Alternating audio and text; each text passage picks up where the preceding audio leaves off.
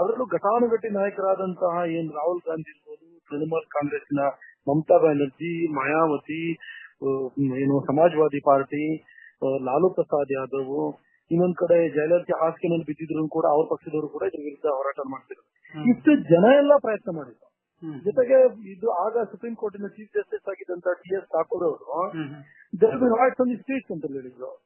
ಇಷ್ಟಾದ್ರೂ ಕೂಡ ದೇಶಾದ್ಯಂತ ಒಂದೇ ಒಂದು ಸಣ್ಣ ಅಹಿತಕರ ಘಟನೆ ಸಂಭವಿಸಲಿಲ್ಲ ಅಂತಂದ್ರೆ ಈ ದೇಶದ ಜನ ಪ್ರಧಾನಮಂತ್ರಿ ನರೇಂದ್ರ ಮೋದಿ ಅವರ ಮೇಲೆ ಎಂತ ವಿಶ್ವಾಸವನ್ನು ಇಟ್ಟಿದ್ದಾರೆ ಅಂತ ತೋರಿಸುತ್ತೆ.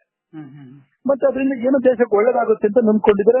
ಮೋದಿ ಅವರು ಕೂಡ ಅವತ್ತು 31st ದೇಶವನ್ನು ಉದ್ದೇಶಿಸಿ ಮಾತಾಡಬೇಕಾದ್ರೆ 4% ಟ್ಯಾಕ್ಸ್ ರಿಬೇಟ್ ಕೊಡ್ತೀನಿ ಅಂತ ಹೇಳಿ ಇಂಟ್ರೆಸ್ಟ್ ರಿಬೇಟ್ ಕೊಡೋದಿರ್ಬೋದು, ಪ್ರತಿಯೊಂದನ್ನು ಕೂಡ ಅನೌನ್ಸ್ ಮಾಡಿದ್ರೆ ದೇಶಕ್ಕೆ ಒಳ್ಳೇದಾಗುತ್ತೆ ಅನ್ನೋ ಒಂದು ಆಶಾಭಾವನೆ ಇಡೀ ಎಲ್ಲಾ ಜನರಲ್ಲಿ.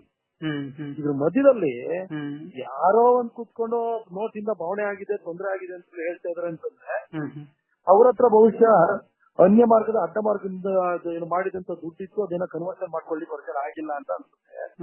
ಅದಕ್ಕೆ ಅವರಿಗೆ ಸಮಸ್ಯೆ ಸಿಕ್ಕಿರೋದ್ರಿಂದ ಅವ್ರು ಈ ರೀತಿ ಮಾಡ್ತಾ ಇದ್ದಾರೆ ಅಂತ ನಾನು. ಈಗ ಸಾಮಾನ್ಯ ಜನರಿಗೆ ಈಗ ಕ್ಯೂ ಎದುರುಗಡೆ ನಿಂತು ಅದರಿಂದ ಸ್ವಲ್ಪ ತೊಂದರೆ ಆಯ್ತು ಜನಕ್ಕೆ. ಆದ್ರೂ ಕೂಡ ಜನ ಯಾಕೆ ಸಹಿಸ್ಕೊಂಡ್ರು? 70 ವರ್ಷದಿಂದ ಜನ ಇವತ್ತು ಕೂಡ ದಲಿತರು ಕೇರಿಯಲ್ಲೇ ಇದ್ದಾರೆ, ಕಾಲೋನಿಯಲ್ಲೇ ಇದ್ದಾರೆ, ಮುಸಲ್ಮಾನರು ಮೊಹಲ್ಲಾದಲ್ಲೇ ಇದ್ದಾರೆ. ಅವ್ರಿಗೇನು ಯಾರು ಮನೆ ಕಟ್ಟಿಸ್ಕೊಡ್ಬೇಕು ಅಂತ ಯಾರು ಯೋಚನೆ ಮಾಡಿದ್ರ? ಮೋದಿ ಇವತ್ತು ಪ್ರಧಾನಮಂತ್ರಿ ಗರೀಬಿ ಕಲ್ಯಾಣ ಯೋಜನೆಯನ್ನು ಮಾಡ್ಬಿಟ್ಟು ಅದ್ರ ಬಂದಂತ ಎಲ್ಲ ದುಡ್ಡು ನಾನು ಹಾಕ್ತೀನಿ, ಮನೆ ಕಟ್ಟಿಸ್ಕೊಡ್ತೀನಿ ಅಂತ ಹೇಳಿದ್ರೆ ಜನರಲ್ಲಿ ಒಂದು ಆಶಾಭಾವನೆ ಇದೆ. ನಮಗೆ ತೊಂದರೆ ಆದ್ರೂ ಪರವಾಗಿಲ್ಲ, 70 ವರ್ಷದಿಂದ ಬರೀ ನಾವು ಆ ಕೊಚ್ಚ ಒಳಗಡೆ ಬದುಕ್ತಾ ಇದ್ದಾರಲ್ಲ, ಕೇರಿ ಕಾಲೋನಿಯಲ್ಲೇ ಬದುಕ್ತಾ ಇದ್ದಾರಲ್ಲ, ಅವ್ರಿಗೇನಂತ ಅವ್ರಿಗೆಲ್ಲರೂ ಕೂಡ ಈಗಲಾದ್ರೂ ಒಂದು ದೇಶ ಬದಲಾಗಬಹುದು ಅನ್ನೋ ಒಂದು ಆಶಾಭಾವನೆಯಿಂದ ಪ್ರಾರಂಭದಲ್ಲಿ ಆಗಿರುವಂತಹ ತೊಡಕುಗಳನ್ನು ಸಹಿಸಿಕೊಂಡಿದ್ದಾರೆ. ಇವತ್ತು ಪರಿಸ್ಥಿತಿ ಸಹಜ ಸ್ಥಿತಿಗೆ ಬಂದಿದೆ. ದೇಶಕ್ಕೆ ಒಳ್ಳೇದಾಗುತ್ತೆ ಅನ್ನೋ ಭಾವನೆ ಎಲ್ಲರಲ್ಲೂ ಇರುವಾಗ ಇವರೇನೋ ಏನೋ ಕೆಲವರು ನೋಟು ಭಾವನೆ ಅಂತ ಕೂಡ ಕಾರ್ಯಕ್ರಮವನ್ನು ಮಾಡಿದ್ರು. ಅದು ಅವರ ವೈಯಕ್ತಿಕ ಭಾವನೆ ಇರಬೇಕು, ಅದು ಸಾಮಾನ್ಯ ಜನರ ಭಾವನೆ ಅಂತ ನಮಗೇನು ಅಂತಲ್ಲ.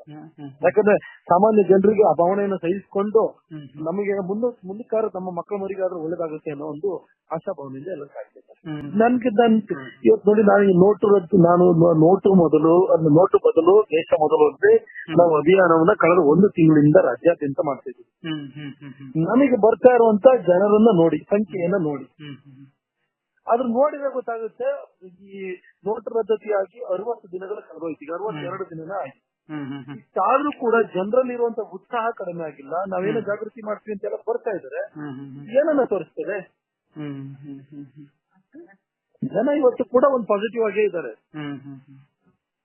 ಆಯ್ತಾ. ಮತ್ತೆ ನರೇಂದ್ರ ಮೋದಿ ಅವರು ಇರುವಂತದ್ದು ದೇಶದ ಜನಕ್ಕೆ ಒಳ್ಳೇದನ್ನು ಮಾಡೋದಕ್ಕೆ, ಒಳ್ಳೇದನ್ನು ಬರಲಿಕ್ಕೆ.